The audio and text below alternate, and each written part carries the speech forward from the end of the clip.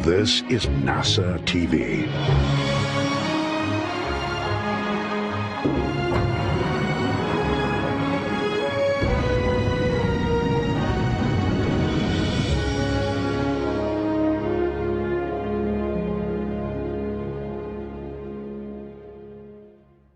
Hello, everyone, and apologies for the delayed start. Welcome to today's briefing, the crew of the NASA SpaceX Crew 2 mission to the International Space Station. This will be the second crew rotation flight of a U.S. commercial spacecraft with astronauts to the International Space Station. The astronauts on that mission and with us today are NASA astronauts Shane Kimbrough and Megan MacArthur, Japan Aerospace Exploration Agency astronaut Aki Hoshide, and European Space Agency astronaut Thomas Pesquet. They will launch aboard a Crew Dragon spacecraft atop a Falcon 9 rocket to the space station no earlier than April 20th from NASA's Kennedy Space Center in Florida. Shane Kimbrough is the commander of the Crew Dragon spacecraft and the Crew 2 mission. Shane has spent a total of 189 days in space on 2 missions and performed 6 spacewalks. He is a retired U.S. Army colonel and has degrees in aerospace engineering and operations research. Megan MacArthur is the pilot of the Crew Dragon spacecraft and second in command for the mission. Megan flew on the Space Shuttle Atlantis for the final Hubble Space Telescope servicing mission, but this will be her first trip to the space station. She holds degrees in aerospace engineering and oceanography. Aki Hoshide is a mission specialist for Crew 2. Aki is a veteran of 2 spaceflights, the STS-124 Space Shuttle mission to deliver the Japanese experiment module Kibo to the International Space Station, and long-duration mission Expedition 3233, where he spent 124 days in space. The Crew Dragon will be the 3rd spacecraft for Aki to fly to the orbiting laboratory. Thomas Pesquet will also be a mission specialist for Crew 2. Thomas flew as part of Expeditions 50 and 51, launching aboard a Russian Soyuz spacecraft and spending 196 days in space. His mission included 2 spacewalks to maintain the station. Now we'll hear brief remarks from the crew, and then we'll take questions. On the phone, please press star 1 to ask a question and star 2 to withdraw a question if your question's already been asked. You can ask questions on social media using the hashtag AskNASA. Shane, let's start with you. If you will each just tell us a little bit about how you're feeling and what this mission means to you. Shane? We're ready. It's on the screen.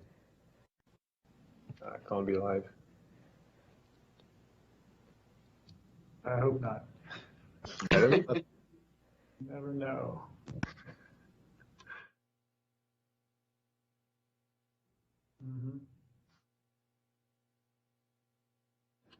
All right, stand by everyone just a moment.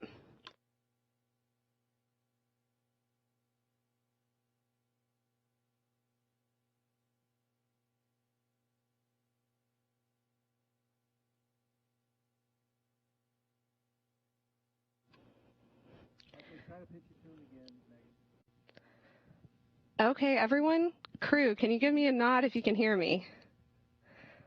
Awesome. All right, I have gone through intros, and I'm sorry we didn't have your audio there where you can hear, but we are ready to hear from you. So Shane, let's start with you. If you will just tell us a little bit about how you're feeling and what this mission means to you. Thanks, Megan. Looking forward to flying with this great crew that you see on the screen. It's been the first time in over 20 years that a crew from NASA, ESA, and JAXA have flown together, so that's pretty cool too. We're looking forward to spending several months on the International Space Station. That's fantastic. Okay, Megan? Well, Megan, we get pretty intense with our training, especially in these last couple of months. So when the press conference arrives, you know that launch is just around the corner. So we are starting to get excited. We have been very busy with all of our training, and just want to give a shout out to both our NASA and SpaceX training teams that have done such a great job getting us ready. We're ready and we're excited to fly. Thank you. Okay, Aki? Yeah, I'm very excited and very privileged to fly with this fine crewmates and spend some time up there, especially flying on a new Crew Dragon, see what it's like to fly, and compare differences and similarity with Shuttle and Soyuz. But it's going to be a lot of fun up there. I'm very excited and ready. Awesome. Yeah, we're excited to hear what you think about the launch. Thomas? Yeah, and it's starting to be that time again when everything is the last EVA run in the pool, the last training of this, the last meeting with that. So it means the launch is getting closer, and it's a great feeling. It reminds me of my previous flight. So I think we've reached that level when we're almost ready to fly. There's a few finishing touches to put on the crew. We can't wait to start, getting to work. There's a lot of work to be done up there on the ISS. We're very motivated. And I know we're going to get some work done and have a great time doing it. So looking forward to it. Very exciting. Thank you. Okay, now we'll take questions from media. Marcia Dunn with Associated Press. Go ahead with your question. In the car, sir. As you well know, you're flying in the same capsule as Doug and Bob. And what insight did Bob give you, not just about this particular capsule, but also about the space station where you've never been? Thank you. Well, my husband has been very supportive as I get ready to go on this mission. It was but about 2 weeks after he got home that he took over kind of all the home-based duties and has watched me go through this pretty intensive training flow. So he's been there along the way to give me some pointers and feedbacks and things to look out for. And it's been really great having his advice along the way. All right, let's go to Bill Harwood with CBS News. Hey, thanks. 3 of you have flown on Soyuz, I guess, and 2 have flown on Soyuz and Shuttle. Could one of you talk a little bit about the SpaceX experience in general, what you like about it, maybe what you miss about the other vehicles? I mean, given all that automation, I would think it's an easier flow than the other vehicles, but that's for you to tell me. Thanks. Hey, Bill, I'll start. This is Shane. It's been really fantastic training with the SpaceX team and the NASA teams, of course, but it's a new vehicle for all of us. And so for me, of course, I trained on space station before. So for me, it's really exciting to have this new vehicle and go through the training flow with the SpaceX folks. And they've been fantastic. We're all still learning. It's a new vehicle. It's not one that has a lot of history on it. So as we go through and train, we get to make some comments and inputs, and they've been very helpful in listening to our comments and actually making changes to some of the procedures and some of the equipment that we may take on the vehicle. All right, let's go to Chris Davenport with the Washington Post.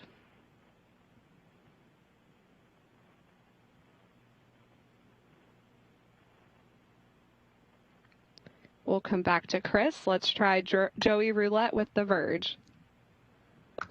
Hey, thanks for doing this. I was going to ask if you guys have thought of a name yet for this capsule, but since it's being reused, I guess the name sticks as Endeavour. But is there a name that you guys wish you could give this mission, or is there anything you guys would like to characterize with this mission? Thanks. Yeah, I'll start. I'll let the other crew members answer because I think everybody have a different taste. I'm really excited that it's called Endeavour because that's the space shuttle that I got to fly on. So for me, it's a familiar term to a spacecraft. So I'm really excited to fly on this Crew Dragon Endeavour. All right. How about Mary Liz Bender with Cosmic Perspective? Yeah, thank you for taking my question. Megan, you talked about the intense training that you've gone through in the last couple of months, and that's not something that we usually get to hear a lot about. And, you all just touched on the fact that this is a brand new vehicle. So can you talk a little bit about some of the most intense parts of that training and then whatever it is that you have to do prior to launch from now until then? Sure. Really the thing that makes the training intense is just the volume and variety of the things that we have to cram into our brains before we get ready to launch. So we're not only learning a brand new vehicle that we're going to launch in and how to monitor and operate in that vehicle, but we're also learning all of the things that we're going to be expected to do while living aboard the space station. And so that's not only caring for the space station, but it's also conducting a variety of different science experiments. That's really the goal of our being up there. We'll be doing hundreds of different science experiments in the 6 months that we're there. So we can't train for every specific thing that we're going to be doing. So we take a skills-based approach to our training and try to learn sort of broad-based as much as we can across all of these different areas so that we can tackle all of the different things that come our way. Okay, the next question is from Mark Carreau with Aviation Week and Space Technology. Thank you very much. Mine is for Shane and Megan. you're flying with an international crew that sort of, to me, looks a little bit out to what things might be like for Artemis, and I'm just wondering if you have any sort of sense of how that experience of flying internationally with partners that are joining NASA for Artemis, how does that sort of feed into the future? Thanks, Mark. We've been doing this flying with international partners for many decades now, which has been fantastic. It makes all of our agencies stronger. It makes our crew stronger. And we're excited to have a very diverse crew if you look at ESA and JAXA and NASA together. And of course, like you mentioned, it's going to be part of the Artemis program as well. We hope more partners will join that as we go forward. But I'm really looking forward to our crew flying together and experiencing this international crew.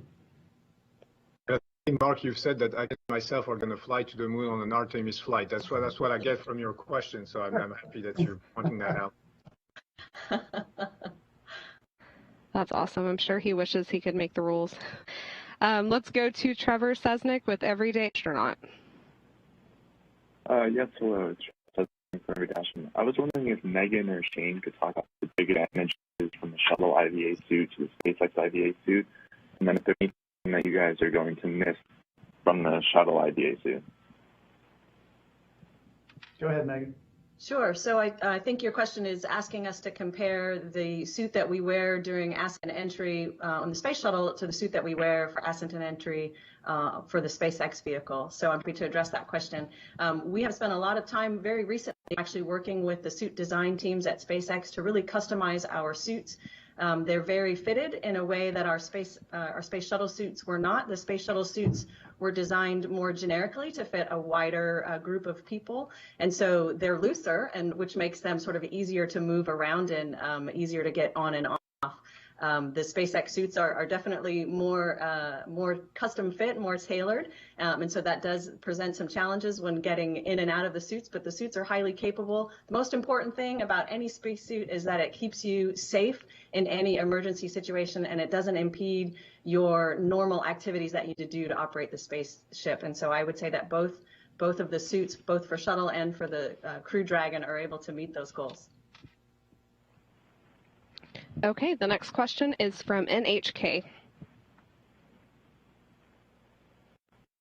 Thank you for taking my question. Well, I have a question for JAXA astronaut Hoshide-san here. So this is the third flight to space, and what is the expectation for the flight? Then I have one more question.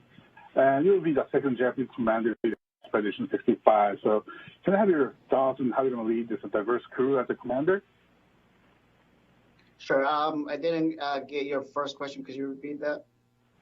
Oh, sure. So this is Hoshide-san's third flight to space, and so I'd like to hear his Hoshide-san's anticipation for the flight.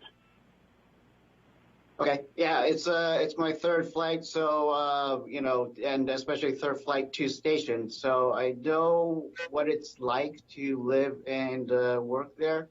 Of course, there's been a lot of upgrades since I've flown almost 9 years ago. But with this crew and the crew on board, it will be a lot of fun, a lot of different activities, different experiments, and I'm looking forward to that. And with respect to being the commander of the station, we don't know just yet when that's going to happen, but I'm looking forward to just working with this incredible crew members. All right, let's take a question from Morgan McFall-Johnson with Insider. Hi, thanks for doing this. This question is for all of you. Just taking a step back and knowing that you're getting close to launch, what are you most anxious or nervous about? What, if anything, is keeping you up at night or giving you the jitters when you think about this mission? Amaya, you want to go? Yeah, I can take that. I don't think there's anything really keeping us at night, because if you worry too much in that line of work, you're not going to last very long. So I think everybody's pretty relaxed, very professional, but also relaxed. I think we trust the system. I mean, NASA has put a system in work. SpaceX has a system. Everybody's contributing. Everybody's doing part of the job, and we have a lot of trust into that. So nothing keeps us awake at night. On the other hand, like Shane pointed out before, it's a new vehicle, so it's the third flight of the Crew Dragon, second operational flight after the initial test flight. So we need more data. We need a lot of launches. We want this to become, right away to get to the space station, which means, I don't know, down the line, hundreds of launches maybe. But we don't have this data yet. We don't have the statistics, so we're being maybe a little bit more cautious. And we tend to double check everything. And I think with that, and the fact that everybody's doing their jobs is going to be flawless, at least. That's what I think about when I go to bed at night. Fantastic. Okay, let's take a question from Ken Creamer with Space Up Close. Hi, thank you for taking my question, and good luck to all four of you. My question is for Thomas Pesquat. ESA will be having its first astronaut selection in about 11 years, so I wonder if you could talk about what is your advice to them? And also, they're going to be para astronauts. Could you comment about that? And how often also do you think there will be flight opportunities for ESA astronauts? Thank you. Yeah, that's a good question. Thanks. Indeed, we don't have selections as frequently as NASA does because we simply have fewer flight opportunities to the space station. But it was time, I think, to hire a new promotion, a new generation. We've been around for 12 years already. And so we're looking forward to having fresh blood and new talents. Now we're moving into a different era of human spaceflight. We're going forward to the moon, and hopefully it's going to keep my generation busy in the years to come. But we still have the ISS and all the flights that are associated with the ISS in low Earth orbit. So hopefully those guys will going to be there to start taking that part of the job. My advice to them. You need three things, I think, to be an astronaut, at least in ESA. You need to have some academic background because we're living in a technical, scientific environment. You need to have some operational experience because you're also in a dangerous environment and your decisions have consequences. And you need to be international. With the European Space Agency, we speak all languages, and look at us with Japanese, American, Russians, and tomorrow maybe other nationalities on board the space station. So those are the things that those guys should have. Last part of your question. We're looking at what it would take to send a handicapped person into space because we're talking about inclusive.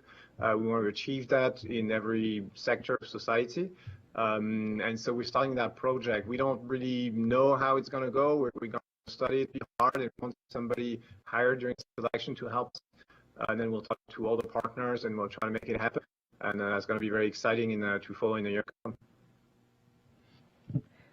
All right, let's take the next question from Martin Eels. Hello, my question concerns all the crew. I was wondering if you are helping the Russians with the Nauka module and later with shooting the film of Director Shipenko. Thank you. This is Shane. I'll start. Yeah, we haven't not been trained on that at all, and we've just heard just a few things probably through the media like you have about the potential film, but right now, currently anyway, we're not trained to help them out. All right, let's go. I can jump on a European robotic arm. There's a European arm that comes up on that module, and I might have some tasks to perform with that European robotic arm. So I've had some training, but there's still some uncertainties in the schedule. So we'll see what happens. Okay, thank you. The next question is from Manuel Mazzanti with Debate. So much, and congratulations to the four of you for your upcoming mission. This is a question for Aki. When Crew 2 launches, you will be on a very exclusive list of astronauts that have flown, had the chance to fly in 3 different spacecrafts, along with Shane as well. But out of that list, 2 are from Japan already. Which is pretty remarkable. What do you think about that? So, yeah, it is true that after Soichi Noguchi, who flew on Crew 1 and actually spending some time on ISS right now, I'll be the second Japanese to fly on 3 vehicles. But that's for now, and for the future, I think everyone's going to be, flying on different vehicles, either the commercial crew program vehicles or maybe going to Moon and Mars. So I think it's an honor for now, but I hope everyone else will get a chance to do that too. Very exciting times. Thank you. Let's go to Ulrich Ebner with Slug Review. Hi. The question is to all of you. Could you give us a brief overview on the vehicle training? For example, how long does it take to be familiar with the Crew Dragon, and where does the training take place? Hey, thanks for your question. I'll try to start that, Megan, and Taman and Aki can jump in if they need to. Most of our training for the SpaceX vehicle, I think that's what you're talking about mainly, is done in Hawthorne, California. We do have some weeks here in Houston where we train because they have a simulator here as well. And the way the training kind of lines out, the first maybe month or two that you're in the training flow, you're doing a lot of academic classes, learning all their systems, and then you progress into the simulator where you're just doing kind of standalone simulations with just you and your crewmates, or maybe just in our case, Megan and I as pilot and commander. And then eventually you'll get into the simulation campaign with the mission control teams from SpaceX and NASA, and that's where we're kind of in that phase right now and kind of ramping that up with only a couple more weeks of that to go before we're ready to fly in space. Okay, let's take a question from Marcia Smith with acepolicyonline.com. Thanks so much. I'm not quite sure who can best address this, but my question basically has to do with how busy the space station has gotten. There are so many vehicles coming and going and spacewalks and all of this. And the advantage that you hear about by having so many of you crew aboard is that now you can do more science.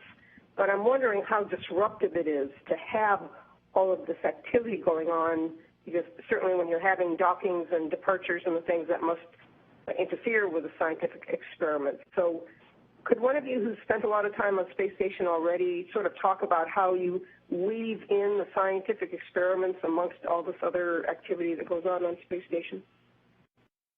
I can try that if you guys want. I think there's a part that is incompressible of the work we do on space station is just to be able to live and work on the space station, which is sleep, eat, exercise, take care of your health, and also manage the logistics. So this you'll always have to do, and you have to do it on the ground as well, except you don't really notice it. But so that part takes, I would say, it's just my guess. It's not official numbers, but I would say it takes 3 people full time. So when you're a crew of 6, you're pretty much doing 50% of your time, which is like really hard science, which doesn't sound much, but it's actually huge. And if you're going to a base in Antarctica, it's less. But so we're in that sweet spot. So if you start adding crew members, then initially you get more return, and then there must be a sweet spot somewhere where the curves intersect, right? We don't know where it is right now because we've never been more than 3 or 4 on the USOS side, but we're looking forward to figuring that out, and we'll see. Do we need 7, 8? Do we need just 6? Is it 5? I don't know, but what I know is that people are looking at it very closely, and there's very competent people on the ground that track every minute of our work on space station, that track everything we do, the output, the work, and in the different categories. Was it logistics? Was it science? Was it etc.? And they put together the statistics, and then they make the decision because it's fed back into the system. So there's a sweet spot somewhere. I don't know where it is, but I know that we'll find it. All right, great. Next question is from Mary Liz Bender with Cosmic Perspective. Yeah, thanks for taking my question again. I'm always intrigued by the ways that you might spend any free time that you actually get. Given the last question, I know it's a super busy schedule, but for anybody who wants to answer, are there any personal items that you're bringing with you that are special, or any particular ways you've thought about spending your free time?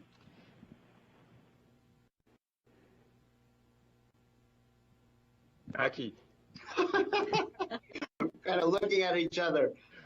In terms of personal items, I don't know. I'm still kind of thinking what to bring, and but my last experience on orbit, I was just stuck on cupola, looking out the window and looking at the beauty of Earth. I called it a black hole because I think I'll go take a look for 10 minutes, but then 2 hours pass by quickly. It's that amazing. And I think I'll be doing exactly the same thing this time. Definitely a favorite pastime. Okay, let's go to McFall Johnson with Insider. Hey, I just want to follow up on a question that was asked of Megan earlier, but this time extend it to everybody. What advice or tips have you gotten from the astronauts who've already flown Crew Dragon? What have they told you about what it's like riding and living in the vehicle? And are you planning on taking any particular advice from them? Thanks. Yeah, we've had the chance to debrief with Crew 1 a little bit right after they got on orbit, so it was really fresh in their mind after the launch experience, and that was very helpful to us. There are a lot of great advice on just little things to do here and there to live in that small space for the day or day and a half that we'll probably be living in it before we get to the space station. So those were helpful hints.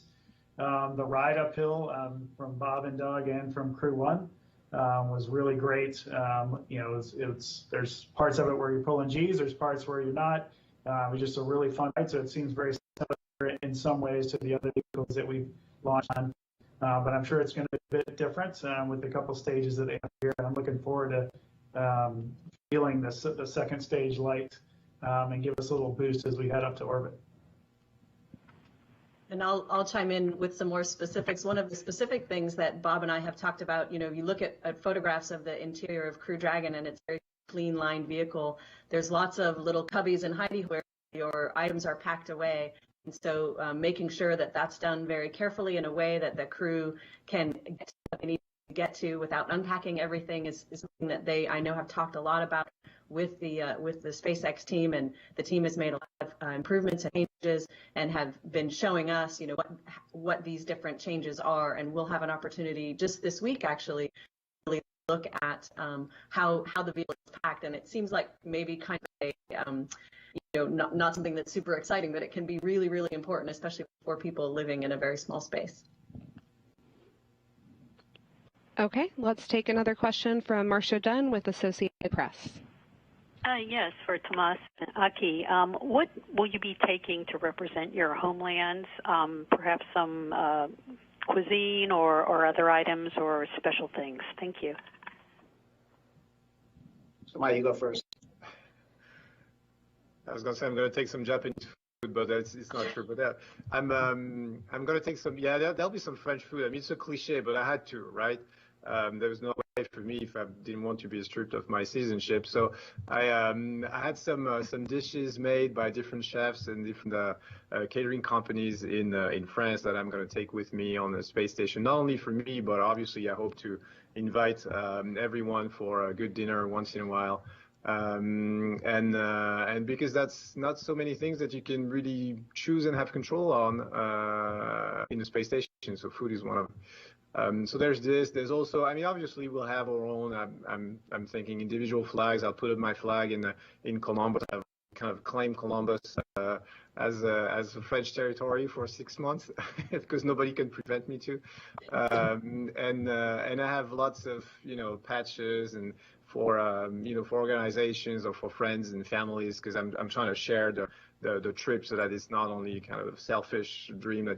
But it also means something to other people and also does some good to other people. So I have a lot of things prepared, and I guess you'll have to follow the mission to see what's going on.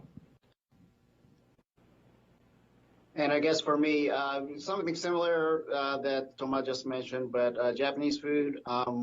I brought some last time too, but they've added a couple more. So looking forward to that. And if you follow Soichi Noguchi's YouTube video, he's doing an amazing job showing you what kind of Japanese food he's having. So again, just like Tomas said, I'm looking forward to sharing that with the entire crew of the space station. All right, sounds good. Let's take a question from Gina Sunseri with ABC News. This is for Megan. Megan, how has the technology changed since you flew on STS-125? Will make it easier to stay in touch with your family when you're up there for 6 months. Hi, Gina. Thanks for the question. Well, the shuttle mission that I was on, we did not go to the International Space Station. We did, in fact, have an iPhone with us, but our commander actually never let us get it out and use it. He wanted us to make sure we got all the work done first. So we didn't actually have the opportunity to phone home. We did have an opportunity for a single video conference with family, so I did take advantage of that. the long duration mission to the International Space Station, of course, will have weekly conferences with family, as well as the ability to use the phone just about at any time. So I'm looking forward to that. I'm looking forward to surprising my mom with a phone call from space and calling friends and family when I have the opportunity. Very cool. All right, let's take another question from Chuck Fields with Your Space Journey. Thanks for taking my call. Human space exploration is growing remarkably fast, and this international mission with the refurbished spacecraft is a great example of that. This is for anyone. How do you hope this mission will inspire others to become astronauts or pursue a career in space exploration? Well, we're going to do our very best to represent NASA and ESA and JAXA and SpaceX and the International Space Station. And hopefully by just our actions and the way we're professional and the way we have a good time as well, that'll just translate into some kind of inspiration for somebody. I don't know who's out there that's watching, but as you mentioned, it's an international crew, so that in itself can just show the possibilities that are out there. And I don't know if anybody else wants to jump on that, but that's all I have.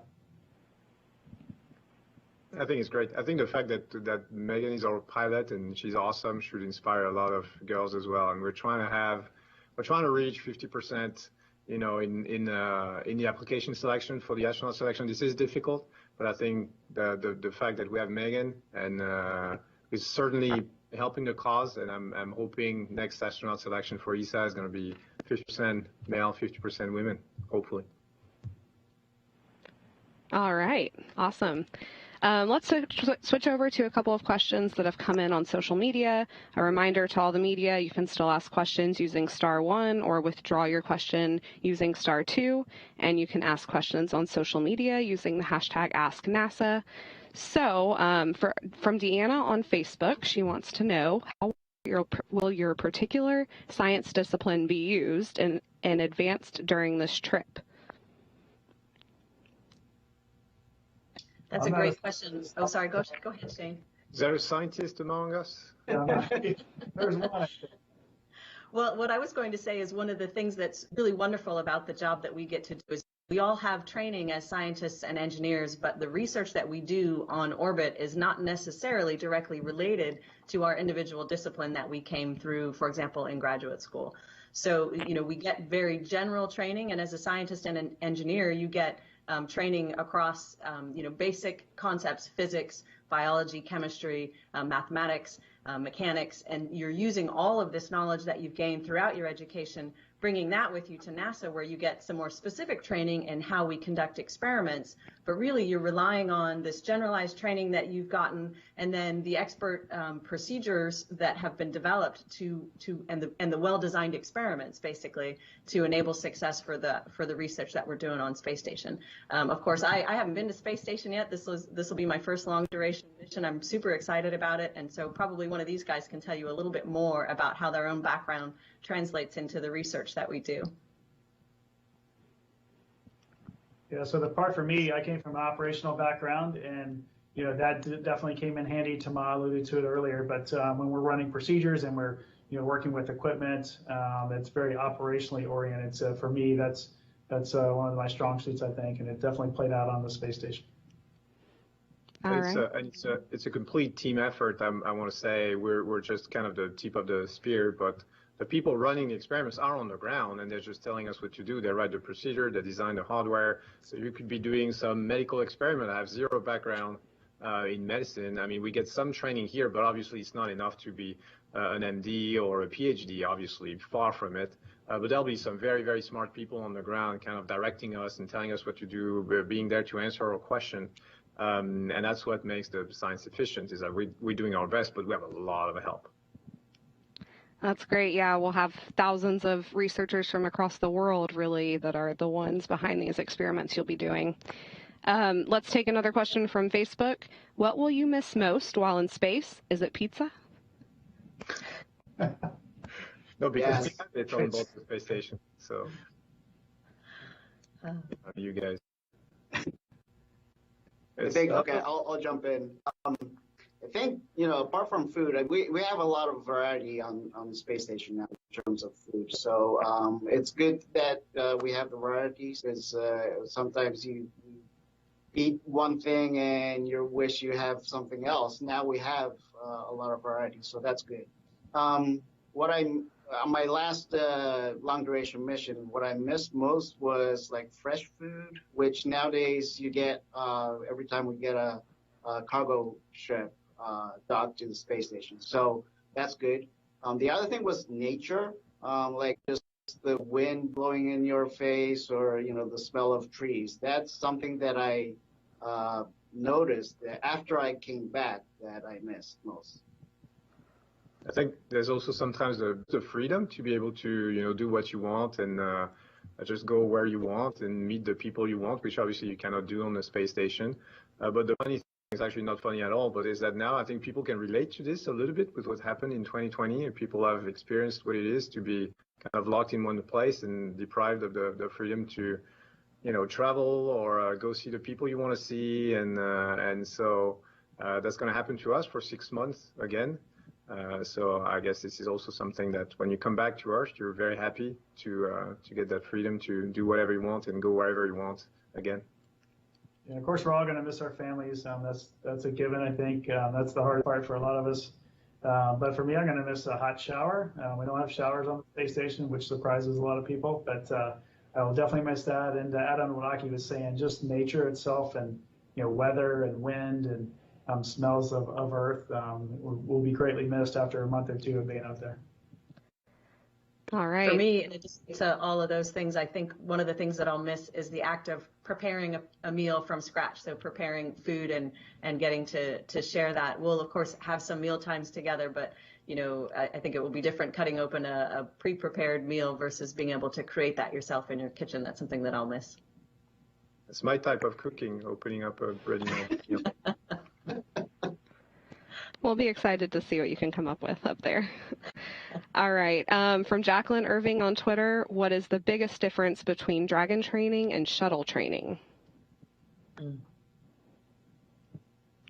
I'll start with that. So there's some similarities in it. The training for us will be about a year, a little less than a year for some of us, but the shuttle training is about a year to a year and a half. So that's similar.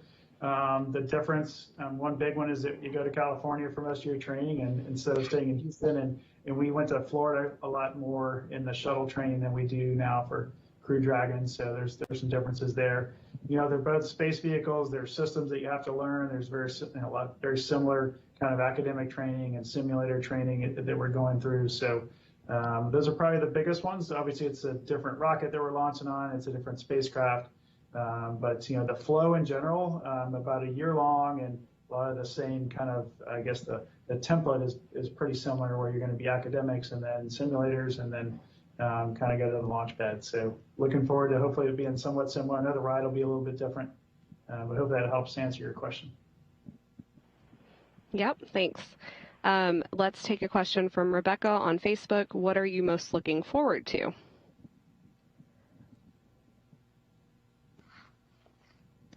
Yeah, it's off. So I think one of the things, we're looking forward to at this point, obviously, is getting started. We've been, like I said, really intensively training for about a year together and individually, and, really looking forward to that moment where the mission actually begins and we get to try out all of the things that we've been preparing for the last year. Agreed. All right. Thank you. From Jacqueline on Twitter, what part of your mission are you relieved is automated, and which parts do you wish was automated? Wow, I mean, spacecraft it's a futuristic spacecraft, and it pretty much can do it all. Like even Soyuz and shuttle were automated, and you only interacted with it if something went wrong in general and flew the thing manually. So this is no different than that. It's the technology is much different, of course. And we're doing touch screens instead of like a joystick in your hand to fly the thing. So that's pretty exciting. And but Megan and I are trained to take over manually during any phase of the flight if need be. But hopefully we'll just be along for the ride and get to enjoy it. There's one part that I wish was automated is on space station, just to find the items that you need to find to do your work, because there's so much things up there, because there's lots of different experiments, lots of equipment. Station has grown big over the years, lots of modules. And so it takes some time to find the things you're looking for. There are thousands of items that are being tracked from the ground, tracked from database on board the space station. So if you could just press a button and everything was going to show up to you, and you could do your work, that would be brilliant. But I don't think it's happening. All right, we'll add it to the wish list. We'll take another question from Ulrich Ebner with Slug Review. Hi, this is a question for Thomas. As it is your second flight, are there any things you intend to do differently from the first one? For example, looking out of the window more often or enjoying the sound of the lounge. I don't know if there's anything you wish to do differently. Yes, I wish to do everything better than the first time, first of all, hopefully, because with a little bit more experience, more training, and the experience of the first flight, hopefully less mistakes, everything should be better, I hope. But then, yeah, my first flight was really, I was so excited.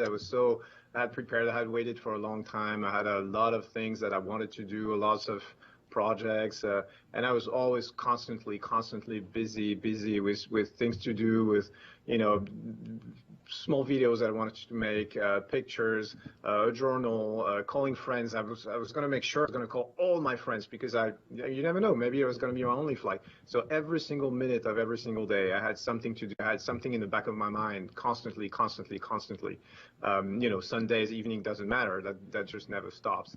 So now for this second flight, I think I don't want this to happen, because it kind of prevented me from enjoying it a little bit. So I think I'm going to take some time just for myself with nothing to do, which I know is unbelievable, but just 15 minutes for yourself with nothing to do. Just drink a coffee, look out the window, and just soak it in. Don't take a picture, because if you take a picture, you have a picture, but you don't have a memory. So instead of taking a picture, make yourself a memory, drink the coffee, spend time with the people, and that's what I'm going to try to do for that second flight. All right, thank you. Let's go to Randy Seagal with WSTU Radio. Good afternoon. Quick question for you guys. The Falcon 9 apparently has been having some problems lately. Does that cause you any angst? And also, as a second question, is there any surprises, Megan, that your husband may have left for you? Well, I can answer the second question. I don't know, or I guess it wouldn't be a surprise. So I'll find out when I get there, I think. And your first question about the Falcon 9, yeah, there have been a few issues. I know the teams are working very hard to work through those. We've been briefed about every month on the updates of our spacecraft as well as the rocket. So we're very confident that they're going to figure out whatever's going wrong. And it's just been a few little things on a few of these rockets. They're launching almost once a week. So when you're launching that often, everything's not going to go perfectly. So there's nothing major or catastrophic that's happening. It's just a few things on the rocket that I know they're going to get worked out before our flight. What about sleeping quarters when you first get up to the station? That is the magic question, I think, sleeping quarters. So it's going to be crazy with if we do a direct handover, they call it, which means Crew 1 and ourselves will be up there along with the Soyuz crew. So that's a lot of people on the space station. Right now, there's only 6 sleep stations on board the entire space station, 2 on the Russian side and 4 on the U.S. side. We hope to have 1 more installed before we get there, which would give us a little bit of flexibility. But really, for the handover time, if we hand over, say, about a week or so with Crew 1, we're going to be kind of, I think, in a camp out mode, or one of the crews will be in a camp out mode where we'll find a place to sleep on a wall somewhere or ceiling. It doesn't matter up there, and then the other crew will be in the sleep station. So we haven't worked out which crew is going to do what yet, but we're looking forward to it. It's just going to be a short, time, a week or so or less, that we'll be potentially handing over with them. And sleeping will be, although it's important, it's a pretty short time. So I think we can all handle a camping out trip for about a week. Definitely. Okay, let's take a question from Martin Eels with Blesk. I would like to follow with the comment of Basket about so many things on a station. How do you bump into something? Thank you. How do you not bump into something? Well, don't tell NASA or ESA, but we sometimes bump into things, especially at the beginning. We're trying to be very careful. But like you said, there's cables, there's equipment. The equipment is designed so that it's not so fragile that you cannot even touch it. Or if it is, then it's put behind a rack, behind a wall, and it's protected because everything is designed and engineered for a space flight.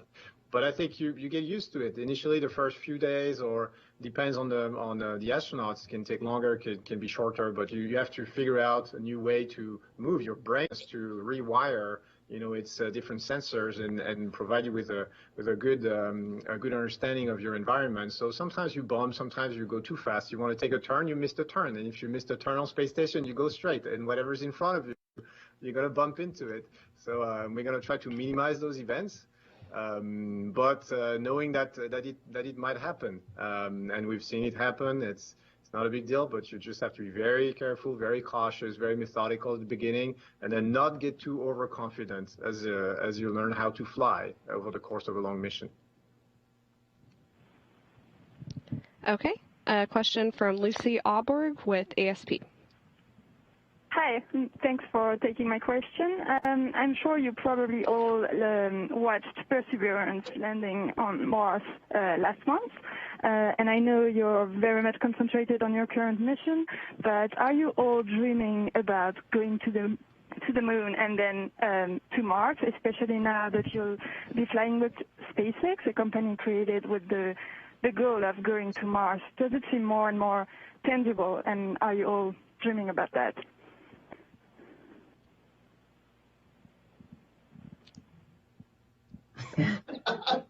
Oh no, I just pointed at myself. No.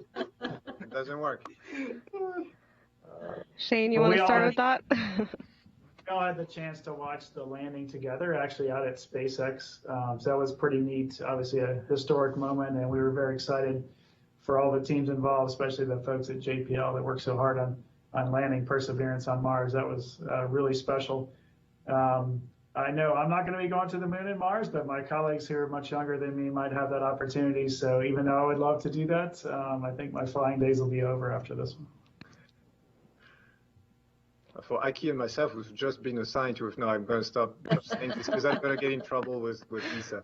But I think what's important is if you're watching robotic exploration, is to understand that those are just two branches of the exact same thing. We're trying to explore, we're trying to get further into the cosmos.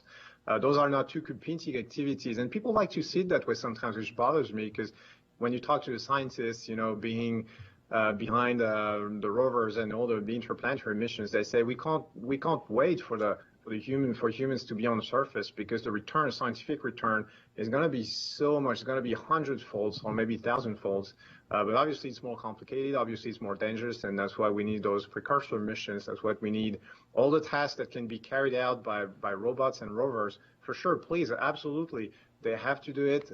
They need to have budget as well. And those are not two competing activities. Those are two branches of the same activity. And I think we work as a team, and there'll be scenarios in the future when we work even more closer together.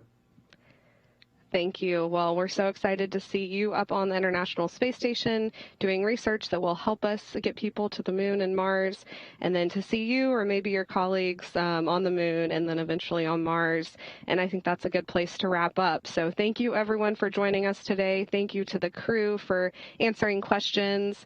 And be sure to watch this crew launch live online at nasa.gov, on NASA TV, or by following NASA on social media.